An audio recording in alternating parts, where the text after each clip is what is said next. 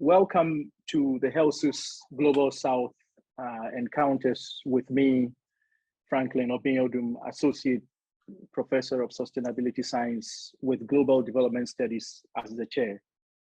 Today, I connect from Dakar, Senegal, the home of the Museum of Black Civilizations, a major center for the vigorous demand of African reparations and repatriation of everything stolen from Africa.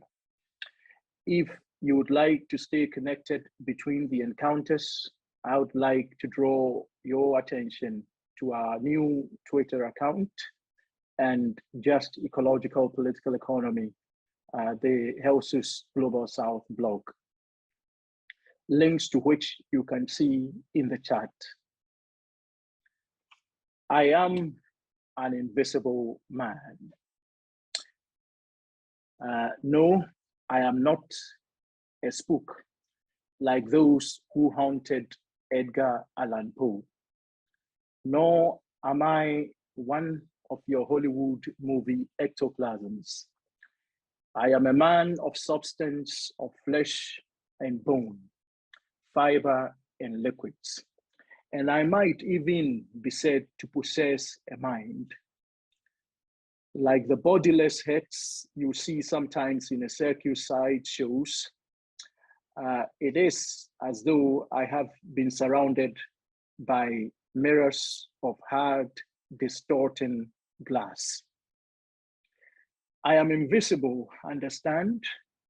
Simply because people refuse to see me. When they approach me, they see only my surroundings, themselves, or figments of their imagination. Indeed, everything and anything except me. Ralph Ellison's Invisible Man is today the Black people of Colombia. They are overlooked, and the violence they suffer as a result of being made invisible is similar to how flight attendants and waitresses overlook Black people, to use an analogy of the Black feminist Dr. Lebohang Feko. Mainstream analysts invisibilize Afro-Latins by claiming that they do not exist. Their land does not exist, or if they and their land exist, then they are the cause of their own problem, their own economic and environmental catastrophe. Western progressives, on the other hand, perpetuate the myth of a post-racial Latin America. For them, only class and capital are important. Largely concerned about present ecological problems, these progressives overlook the historical institution of slavery and its long and persistent shadow on ecological problems.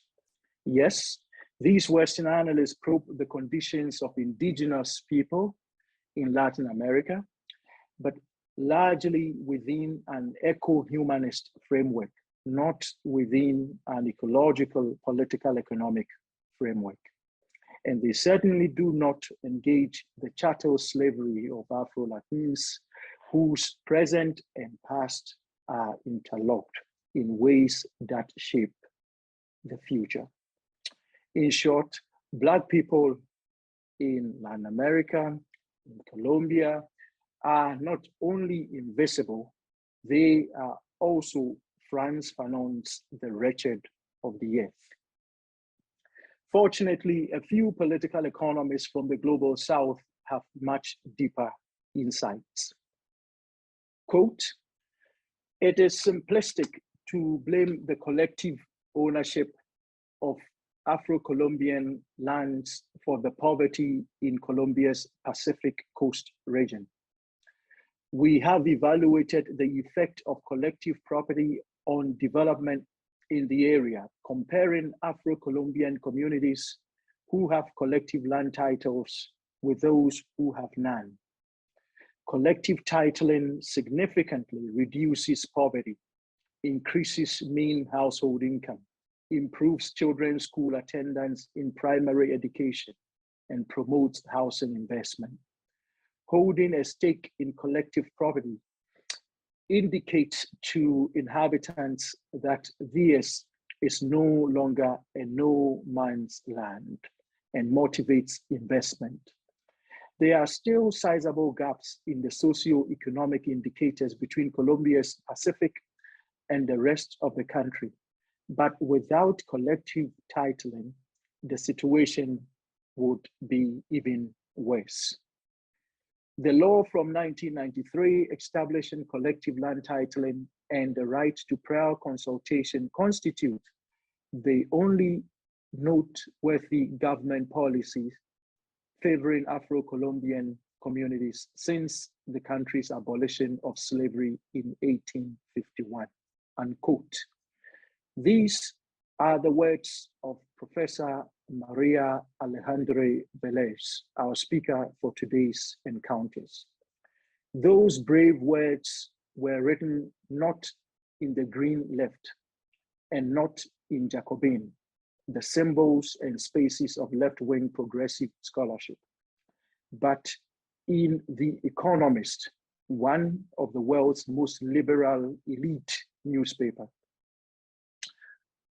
Professor Vélez audaciously marched right into the heart of liberalism and Western thought with truth only as her shield. She literally spoke truth to power in her letter to The Economist dated 28 September 2019 and appropriately titled, "The Land is Their Land," and she prevailed. Underpinning her victory is a critically important methodological breakthrough, connecting the present ecological problem to slavery, land, and race, key element in ecological imperialism. A concept missing in mainstream sustainability science, missing in mainstream economics, and poorly treated in the Western left consensus, preoccupied with symptomatic present environmental problems. But Vélez has been a kind of infant prodigy, outstanding right from her undergraduate days at the Universidad de los Andes, Bogota, where she wrote the best undergraduate thesis in social sciences and economics. Now associate professor at the Faculty of Economics at the same university, she is also a founding member of the Center for the Sustainable Development Goals for Latin America and the Caribbean, where she is arguably the leading light on Southern alternatives. A PhD in economics of natural resources from the University of Massachusetts, Amherst, Dr. Vélez previously worked at the Center for Research on Environmental Decisions at Columbia University and the Center for Latin American and Caribbean Studies at Duke University, both in the US. Her research focuses on governance and institutional design for natural resource management in the Global South. Vélez's recent studies have looked at resistance strategies by Afro-Colombians to illegal cocoa crops on the land of Afro-Colombians. A highly engaged scholar, not only her works nor public engagements have commanded attention, her presentations in scientific meetings have also been outstanding. For instance, she won the Society for Institutional and Organizational Economics Best Poster Presentation in 2015, and she has been keynote speaker around the world. As a leader in her field, Vélez holds many scientific positions of trust, including associate editor of the Journal of Environment and Development Economics. Professor Vélez's research has shown that collective titling is a bulwark against terra nullius. But how different is it from private property rights, the sort championed by mainstream economists, The Economist newspaper, and the World Bank? Why does the Colombian government consistently pursue policies that contradict the aspirations of Afro-Colombians? Perhaps, Professor Vélez, let's get right into your groundbreaking and agenda-setting work by beginning with your analysis, followed by questions and comments by all of us, and then you can respond. For the audience, our practice is usually to mute our microphones, on muting only when I invite you to do so. But questions can be sent to me in the personalized chat box. Welcome, Professor Vélez. Franklin, thank you very much for such a powerful introduction and very kind, and I'm really humbled to hear all what you have said. Thank you very much. I'm going to share my screen and to start my presentation. As Franklin said, and you heard with the flyers, the idea of my talk is to talk about whether collective titling is enough to protect forest, with the evidence from Afro-descendant communities in the Colombian Pacific region, with whom I've been working for the last, I think, 20 years in different projects. But before I get to this paper, I would like to give you a little bit of context about Colombia, but also about the Afro-Colombian communities. So let me start with this image that for me is very powerful, because it's this is the map of Colombia. And when you see this map, you understand that Colombia is not about only private property. So at least 30% of the land is collectively owned land. In yellow is a land granted to indigenous communities, and in pink, purple is the land of Afro-Colombian communities. The other lands that you see, it's a national, the green line land is national parks and peasant communities. So if you count all these, like 50% of the land of Colombia is either state or collective land for conservation.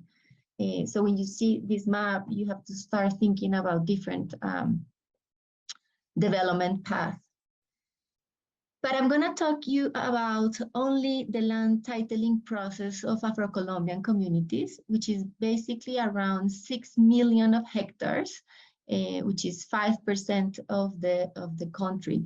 You can see that's the whole yellow part in the map on the right.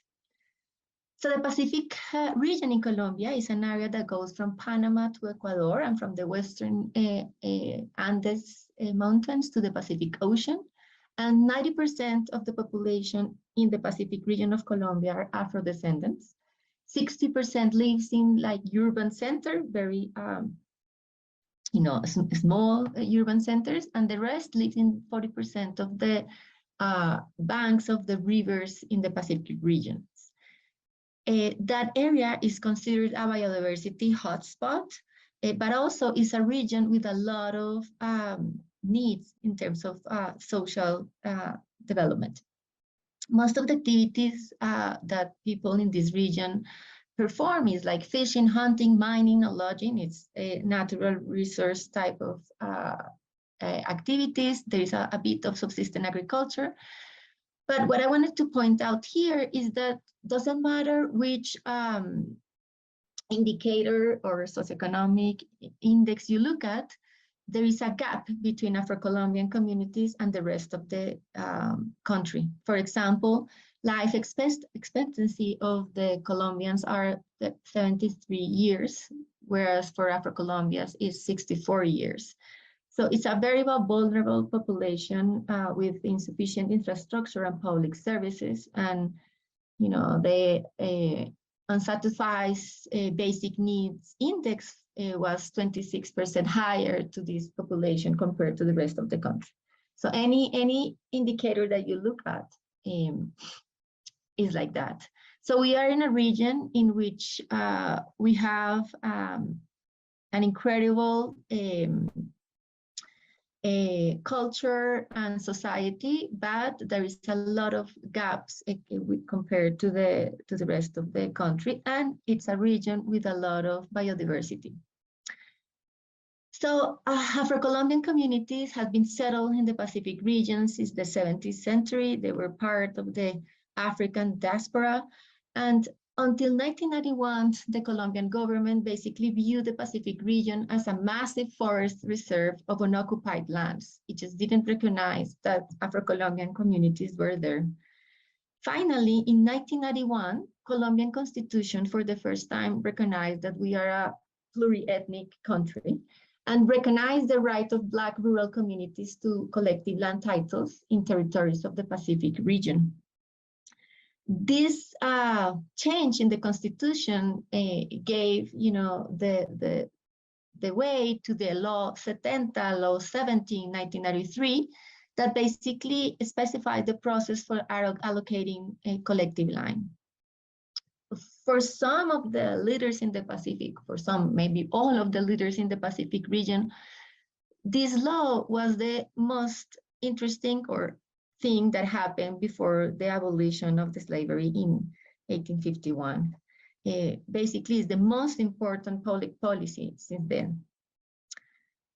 So this collective land titling benefit the group of who historically occupied these territories, and also with the idea of preserving valuable ecosystems. And interestingly enough, it was a grant, a loan by the World Bank and the Interdevelopment Latin American Bank, who basically fund the first way of titling. So the first thing in order to have collective titling was to create a community council, which is a political and territorial organization that basically is the authority in the territory. Afro-Colombian communities were not organized like this. They organized, they were basically organized like this to access the land. So the Constitution was in 1991, finally the law was in 1993, and the first title was issued in 1996. And today, as I said before, almost 6 million of hectares, which is 5% of the country, and more than 170 community councils have been created. I have to say that this collective land titling that happened in the Pacific now is happening in other Afro-Colombian communities in the rest of the country, but that story is very different from this one. So this is a trend in developing countries. Decentralization programs in natural resources management is not a new thing. And actually 20% of forests in developing countries are owned by communities. But Colombia was the first one to do it to Afro-Colombian communities who are not considered indigenous for Latin America. All of these reforms in Colombia and beyond had a lot of characteristics that are similar. First, the right of alienation was not assigned. That is, these communities could not divide their land and participate in the market. Rather than redistribution, it was not like an agrarian reform, was really the recognition of rights of people who already live in the territory. The government maintains an active role in resource management. For example, if Afro-Colombian communities want to participate in forest selling wood for commercial activities, need to have an environmental permit issued by the regional authorities. The allocated rights implied forest conservation, and the reforms response to development objectives and demand for ancestral rights. So the collective property is different from a state ownership. It's not a national park, but it's different also to a private ownership. It belongs to the community, to all of the people of one community. But it's different from a traditional agrarian reform in the sense that there was not expropriation, it was not redistribution, it was the recognition that people was there. As I said before, property rights belongs to the community and not to the individuals. So, my framework to approach these studies has been the commons literature. And basically, with this collective titling, we move from an open access regime to a common collective ownership regime. and communities were given the rights of access, extraction, management, and exclusion, but they didn't have the right of alienation, which means that, as I said before, they cannot sell this in the market, which it's something that will prevent communities to access to traditional credits, for example. And the idea was to perpetuate the social group that belongs to this territory. In ancestral terms of the communities, these communities make sense in this particular territory, not in other territory. And that's why the alienation right was not given. So as Franklin mentioned, this collective titling process has been contested in the perhaps classical economics. In economics literature, the lack of property right has been considered an obstacle to economic development and the efficient use of resources.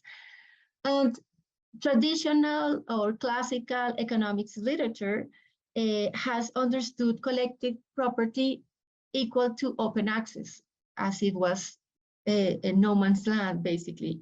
And that's the first misunderstanding, because collective property implies well-defined property rights. It's just that it is defined to the community, not to an individual.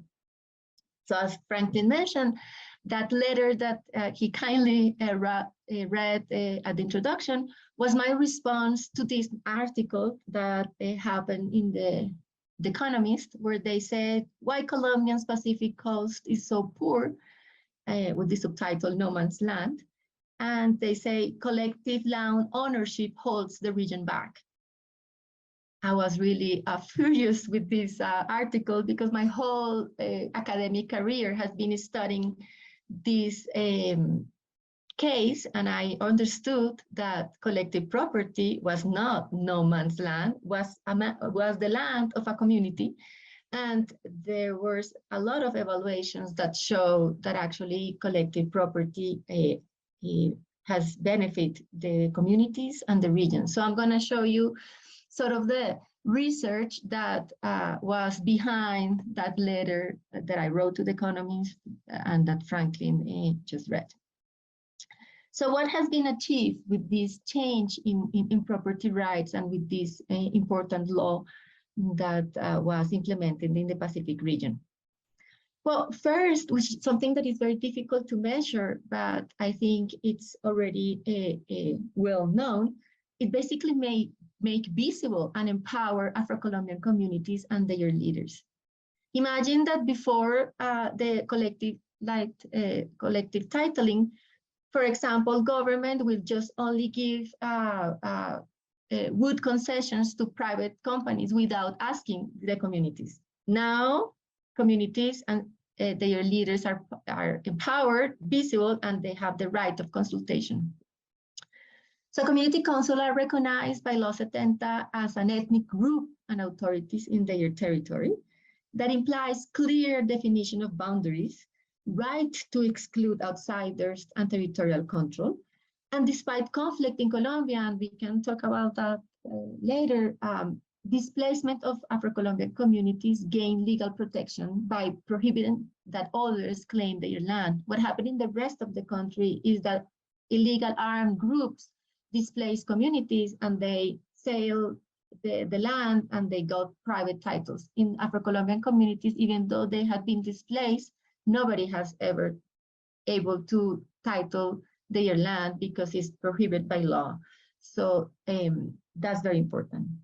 This law basically changed the political landscape of the Pacific region, with the also because these communities gained the right of prior consultation. They have now the right of priority for mining titles. So if an international company said that they want to exploit the mining in those communities, they have the right of do it first. And this is a conflict in the region because even though they have the land, the subsoil is still belonging to the state.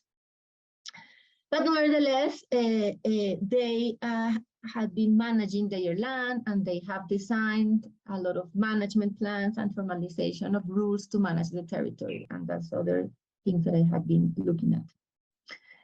But all these great, rights that they have a gain. The first question that I asked was, what about effects on quality of life? All these empower change their quality of life. And that was the first paper that we published at World Development, in which we asked what was the effect of collective property on quality of life indicators. And basically, I'm not going to get to the methodological details, but we compare Afro-Colombian communities with collective titles against those without titles. And we find out that basically all the indicators that we look at were better. There were less percentage of families under the poverty line, the income increase, the assistance to educational increase, the quality of the household improve, and the overcrowded reduce. So basically, the fact that a collective titling was given to these communities, they even did investment at the household level. Why? Because basically collective land title creates a more secure property rights base and a longer time horizon for household in collective territories, which leads to the investment in their private physical and human capital. Basically, what was interesting is that our results are consistent with the results of other literature that evaluates the effect of private titling for household in poverty. And we are finding the same result, but with the collective titling. Of course, gaps compared to the rest of the country remains, and that's a historical debt that the Colombian government had with the Afro-Colombian communities in terms, for example, of investment of public goods, health, education, infrastructure, roads, and of course, reduction of violence. But still, Law 70, this collective titling law, was really given a push for increase of quality of life.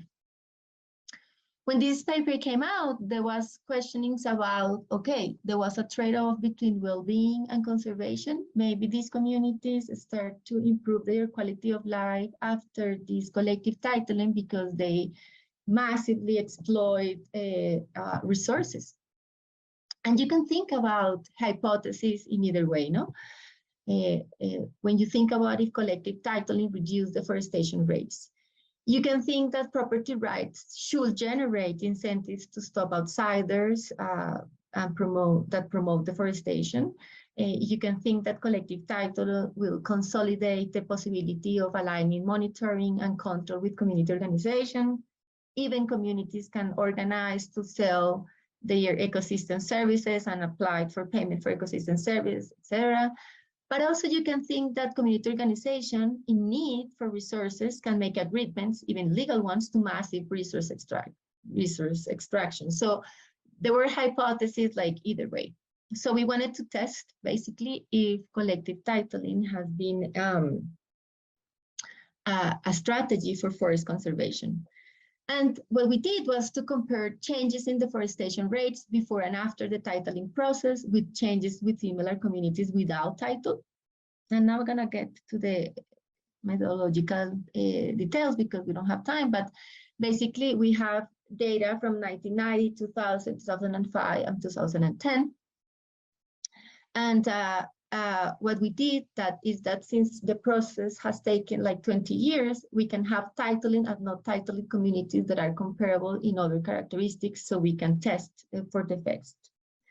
For this project, and I haven't mentioned, but for all the projects, we basically have done also a lot of qualitative work, and for this case, we did qualitative work with more than 50 interviews with leaders of these communities to understand the drivers of deforestation and the channels through which collective property might protect forest. And briefly, what we found is that overall titling in the Pacific region has decreased deforestation by more than 1% point, which by the deforestation rates in the region, this implied 27% reduction of what would have been the deforestation rates without titling. So this is a very important result.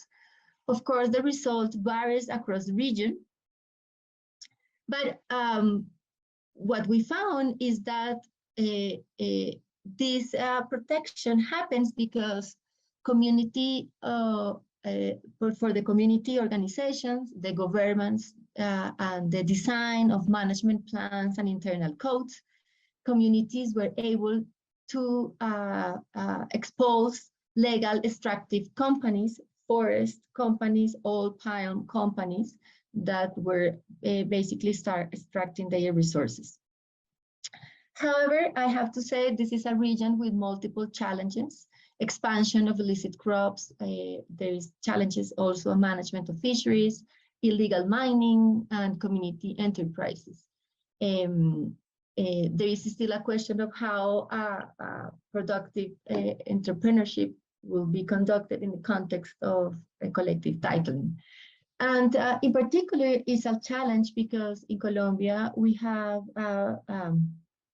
basically a conflict, and most of the conflict is fueled by the expansion of coca crops that are used to produce cocaine consumed in the rest of the world. And right now, most of the, or a big percentage, 20% of these illicit crops are expanding in the Pacific region. So even though this collective titling has been very successful in increasing quality of life, in protecting deforestation, it hasn't been able to protect the communities from the expansion of these illicit economies. However, obviously, this is very difficult because in many cases, this expansion of illicit economies is accompanied with armed groups. So what I'm studying now, it's the community resistance, you know, the risk and the strategies that the community are assuming without support from the state to resist the expansion of illicit economies, including coca crops, but also illegal mining. It's already 8:30, so I don't think I can go through that details, but I just want to share briefly this paper with you, in which we show how, even though the illicit economies have been expanded in the region, there is not all the communities have had coca crops in their territories, and we are studying why some communities have this and why others not. And we are sort of having this map of type of resistance in the collective Afro communities that now are resisting to this illicit economies expansion. So with that, I think I'm going to stop here for questions, reactions, comments. Thank you.